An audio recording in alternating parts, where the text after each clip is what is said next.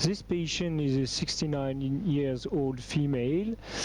She was operated in July 2012 of gallbladder carcinoma. She had cholecystectomy, but unfortunately there is a recurrence to the parietal muscle.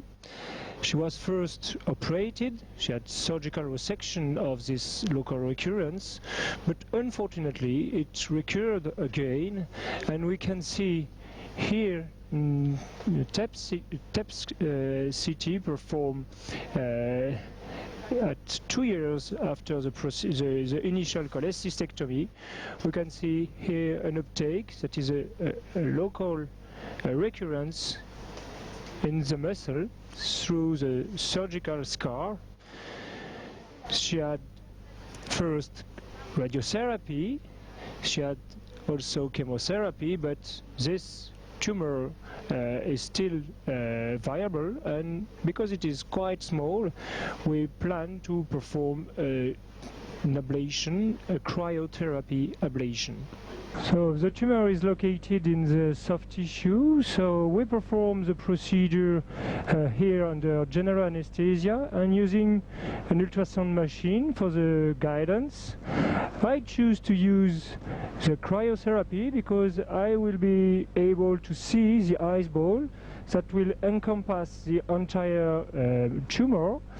So I will check under ultrasound the positioning of the needle, but also the ice ball, and then during the procedure I will also perform some CT to see if the distal part of the ice ball encompass the tumor, and also to see if the ice ball will not reach the colon that is quite close to the tumor. Because the tumor is quite large, we will use 2 ice rod plus needle. This is a test before puncturing the tumor. We perform a test to be sure that the needle are okay. You can see the ice ball, the tip of the needle. And now it is a thawing phase.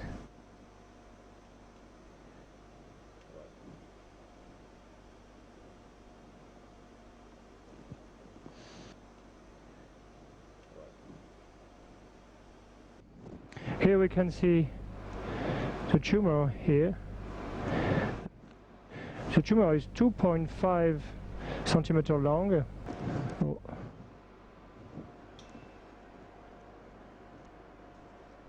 We can see the needle here.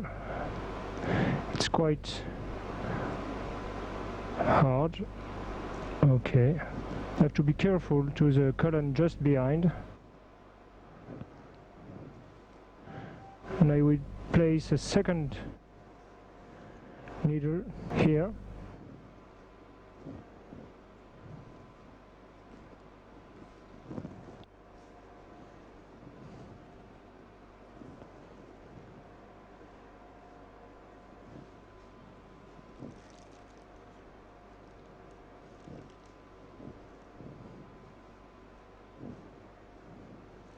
So they are 1 centimeter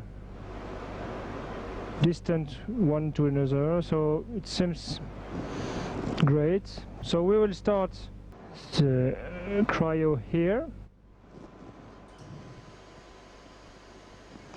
and you will see the eyes at the tip of the needle. You can see here the penumbra around the tip of the cryoprobe because of the ice ball. So you can control the superficial area of the ablation, but for the deeper part of the ablation zone we have to use the CT. So we have performed now 10 minutes freezing, and we have performed a CT at the end of this 10 minutes. And we can compare here the pre-op CT and the CT 10 minutes after the first freezing cycle. So the tumor starts here, and we can see here the ice ball very nicely because it is in the soft tissue, so it is very easy to see the ice ball. We are far from the colon, and we encompass the entire tumor thanks to these two cryoprobes. You can see the ice ball here very well, the tumor here, and the ice ball, and it seems that the ice ball encompasses the entire tumor. So now we will perform 10 minutes thawing and then 10 minutes again freezing.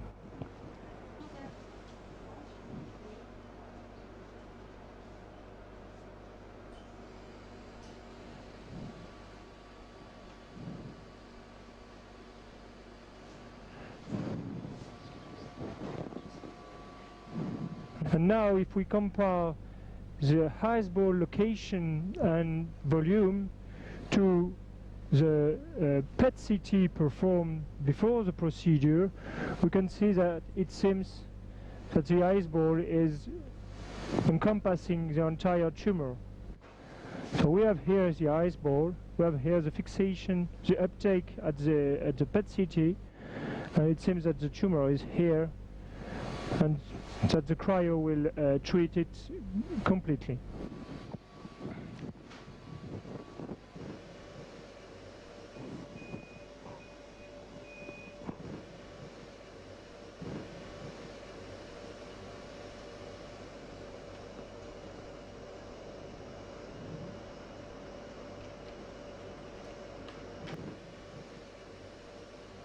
Now to retrieve the needles, I need to sew the tip because until now it is fixed within the ice ball. So there is a 2-minute sewing before we can retrieve the needles.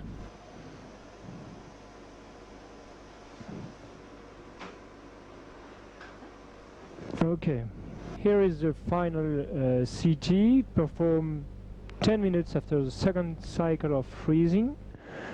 We can see here the two probes, and we can also see the ice ball here.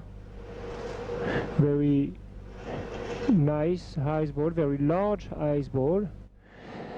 We can see here in sagittal plan that the ice ball is not involving the colon here, that is quite close, but we can see here the ice ball, but it's not in contact with the colon, so we will have no problem with the digestive tract, and this is a major advantage of the cryo because we can see the ice ball in the soft tissue. And we have here an ablation area that will be large enough to destroy the entire tumor. So this woman will discharge the hospital tomorrow, and I will see her in consultation in 2 months. Of course, we have to be worried about any pain located in the ablation area, but the goal is to decrease the pain she had before, so probably it will be a little bit painful for 3 or 4 days after the procedure because of the inflammatory reaction, but I've noted that because the tumor will decrease in size and because there will be no tumor after this treatment, the pain will also disappear in several weeks.